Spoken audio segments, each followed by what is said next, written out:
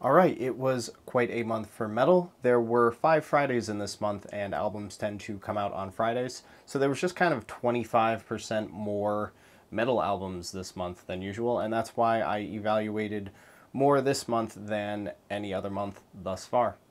As always, there are 2 playlists in the description, one with my favorite track from each album, and another that has every album that released on Spotify this month that I know about. So, without further ado, let's get going. Starting us off, 25, we have Sylvatico with some symphonic death metal, which is a genre I don't feel gets enough appreciation.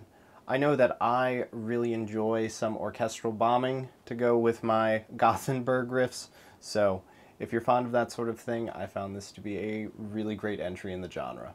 24, we have Paysage D'Hiver with some black metal, and this is a very low engagement black metal album, but rather than just be totally atmospheric, I appreciate how the noisy vocals overlay some really groovy riffs.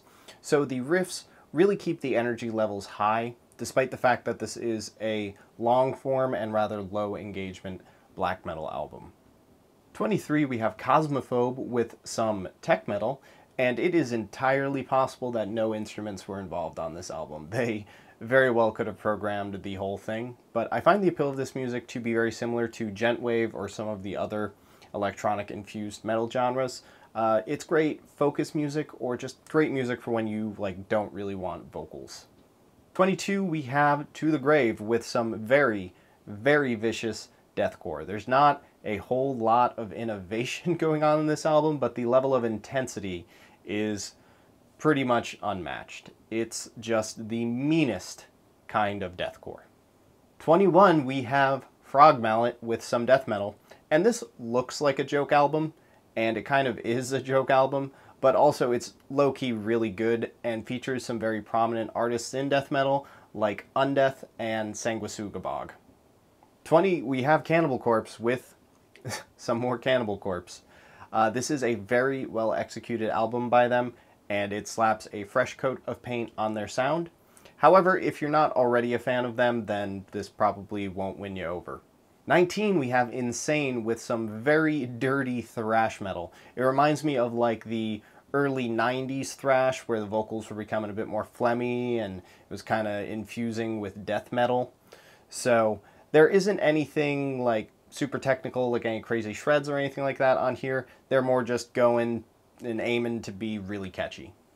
18, we have Woad with some black metal that emphasizes being catchy and having grooves rather than necessarily its atmosphere. So if you like your black metal to be catchy and a bit punchy rather than raw, then this is probably the album for you. However, if you have opinions on black metal at all, you probably already have an opinion on this album, so...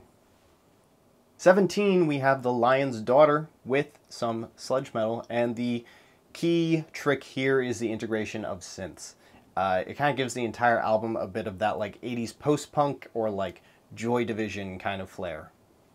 16, we have Wheel with some clean, old-school doom metal in the style of Candlemass. And it also reminds me quite a bit of Chemist in some ways, so if you're a fan of this territory of doom metal, you should absolutely check this one out. 15, we have Gabestok with some kind of black metal. Maybe it's black and roll, but it has a lot of 80s flair to it and some first wave black metal vocals, but also like a big emphasis on fat, fuzzy riffs. So it's actually a really strange album, so I'd encourage those of you looking for something unusual in black metal territory to, go check it out. 14, we have Zao with some old school metalcore.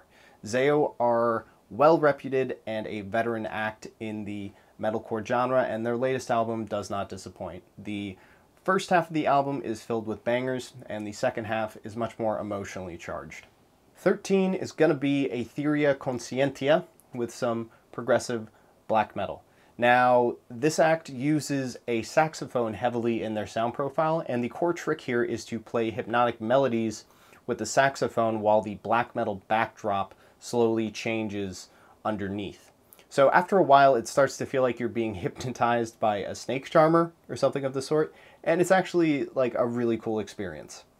12, we have Fyrnask with some post-black, and this is great long-form black metal. If you're looking for a black metal experience that's atmospheric driven and relaxing, you should check this one out. The sound design is beautiful, and while it's mostly quite slow and ambient, when it ramps up to full power, it feels a lot like Achilles.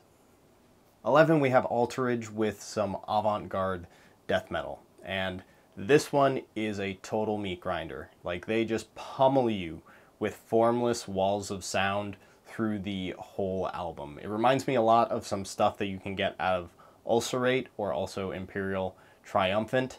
So yeah, expect an enormous, heavy wall of sound that basically never lets up. There aren't really any big hooks or anything like that. It's very much just about the oppressive atmosphere.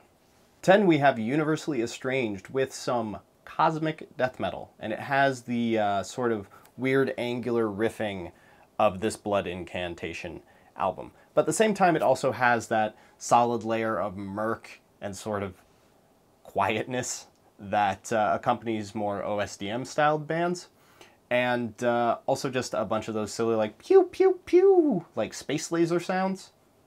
So, I mean, this is the first band I've seen that's clearly directly influenced by Blood Incantation, and honestly, kind of all for it. 9's kind of a cool one. It is Atropina, and these guys play a very unique form of blackened, thrashy death. It's quite vocal forward, but it also does a whole bunch of catchy riffing and even some like wild guitar solos. And overall, the sound on this album is quite unique, and the songwriting is impressive and varied.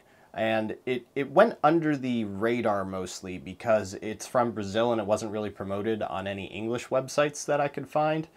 But I found it to be a great album.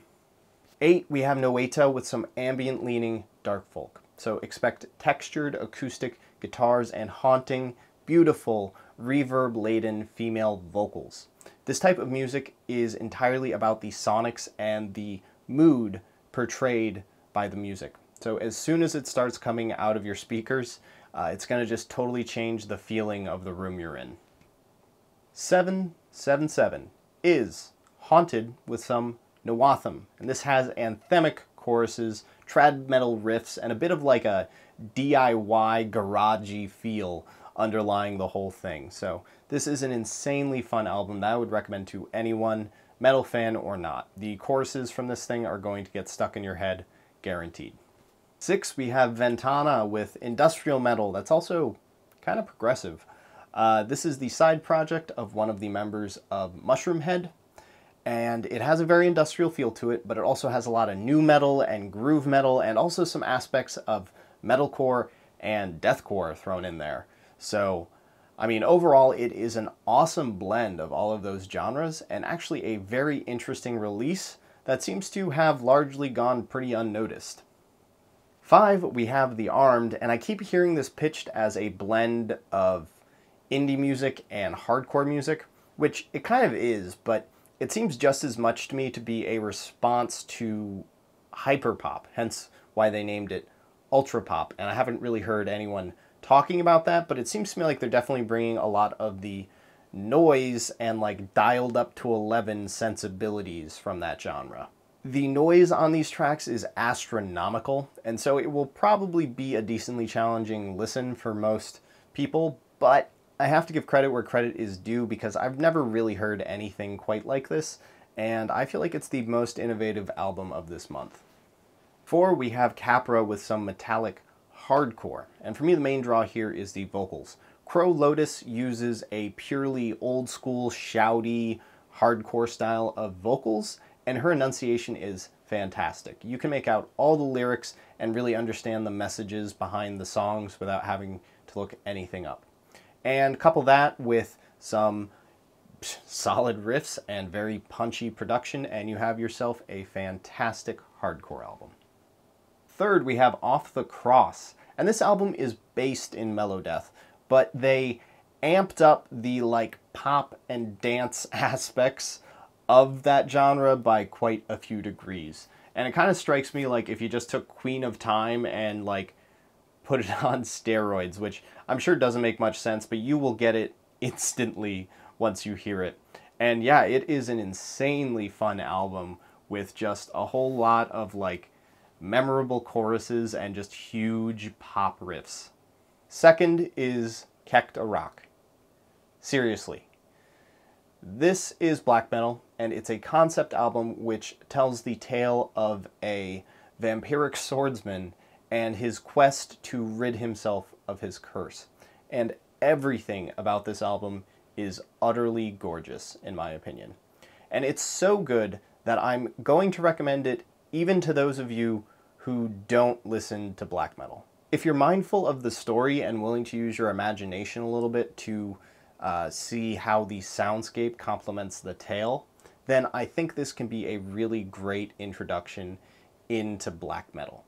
Just so long as you're willing to overcome the harsh vocals and the washed out production. So I go over the story pretty thoroughly in my full review, so if you watch that, I think you will be well on your way to enjoying this album. And number one can be no other than Gojira. And I think if you take a look at this album in comparison to every other album on this list, it pretty clearly has to be the album of the month. You know, it has a great concept, it has great singles, it's very faithful to Gojira's sound, and above all, it is accessible and is welcoming to a widespread audience. So if I have to sort of pick like one album to represent the metal community and put our best foot forward, it's probably got to be this one. All right, and those are my picks for the month of April.